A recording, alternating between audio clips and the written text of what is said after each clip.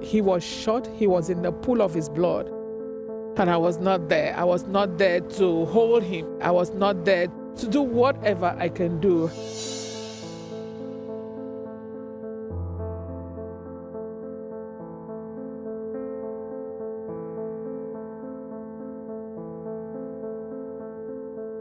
Margaret, I can't imagine how difficult these past few months have been, because it hasn't even been a year. No, 8 months. 8 months since the passing of your son. At this point, after 8 months, have you come to terms in any way with what happened to him? You can never come to terms with something as tragic as this. All these past 8 months, all I've been doing is asking why, how come, what happened? Because Nnamdi is not a bad boy. Everybody that knows him, right from Nigeria, right from here, anybody that has ever had the privilege of meeting Nnamdi would tell you, would testify that Nnamdi was a good person.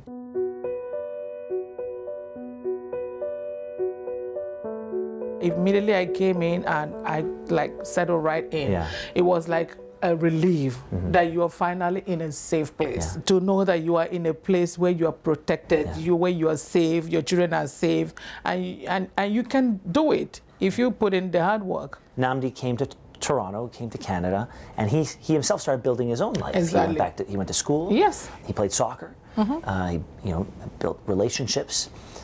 This was his home. Yes. What kind of student was he? Was he diligent? Did he work hard? He's very, very hardworking. You need to have met him. He's he's not into social life. No. He hates social life. His own is just about work.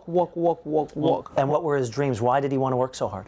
He wanted to make a mark. He wanted to leave a legacy in the area of his profession, an electronics engineer, and in the area of what he can do. Most churches, when they have events, he goes to fix sound system. Any electrical, he's the go-to person. He was like my show. Yeah. I pride myself in him. Anywhere I go, I talk about him. What about that next generation? Because you do have four sons. Yes. How has this changed when they walk out of the house, when they say goodnight, when they say they're going out to dinner? Is that in the back of your head? I always pray for my kids, and I believe that they are covered and that nothing bad will happen to them. So when this happened, it was a shock. So then the rest, the four, are looking up to me because they've always looked up to me. They're looking up to me, so what next? What do we do? They were there at the funeral. I said, see how everybody's talking about Nnamdi, see the influence, see the little time that he spent here, see how good he was. So the best you guys can do in keeping to the legacy that Nnamdi left for you, his younger ones, is to continue to be the best.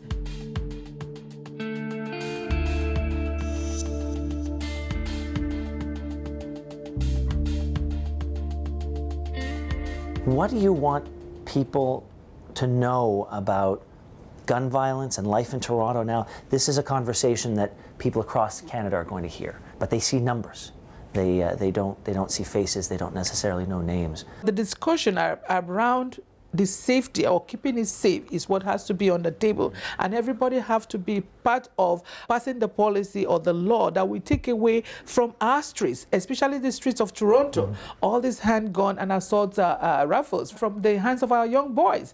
It's not right. So we have to come to the table to have that discussion and find the right path to keeping Toronto safe.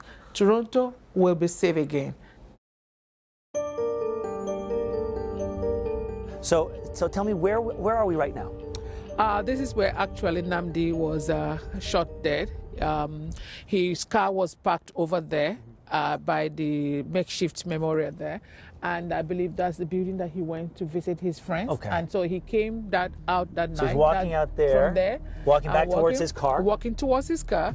And from what we saw on the security footage, the boys came out of a car that brought them, an SUV that brought them, and started following him. So meanwhile, Nnamdi has no idea. He has He's no just idea. walking towards his car. He's just walking towards his car because he was leaving, he was going home. As soon as he opened the car,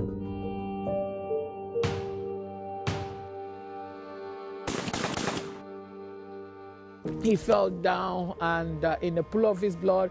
By the time what we were told, by the time the ambulance came, They checked him and he was pronounced dead on the scene right here.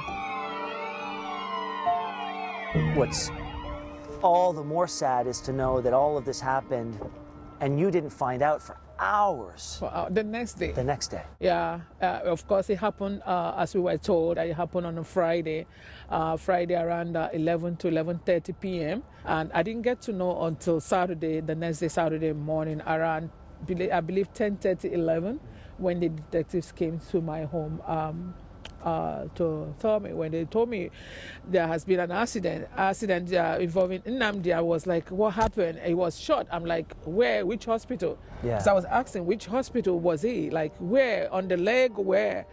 And they said, we're sorry, he didn't make it. Like, yeah. Yeah. They said they were sorry that he couldn't make it.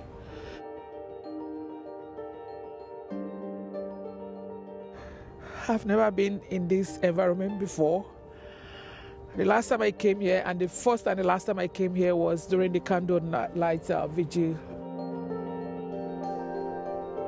What do you feel when you're in this space, when you're right here looking at this? It brings back all the memory, everything that I saw, everything that I was told concerning his passing is what I'm seeing right now. And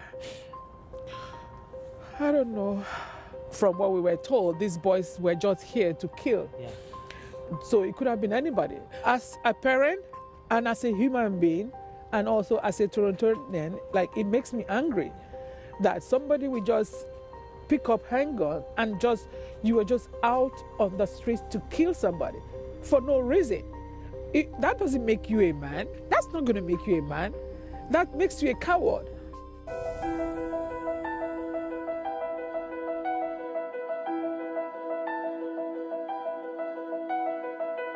Have they expressed any remorse? Not to my knowledge. No. Nothing was communicated to me from them or from their parents. Nothing. You haven't heard from the parents? I've not heard from, I don't know who they are. I've not heard from anybody. None of them? No. I still believe in forgiveness. Yeah. I'm praying that I'm not there yet, but I believe in it. And I'm praying that I'm eventually going to get to that point where I can actually forgive. I can actually take the phone call if it comes. And say, you know what has happened has happened. But how do we help the other boys, the boys on the streets, the boys that think that it's cool to be in gang? Their parents are losing their children. My son is gone. Nobody gains from any of this.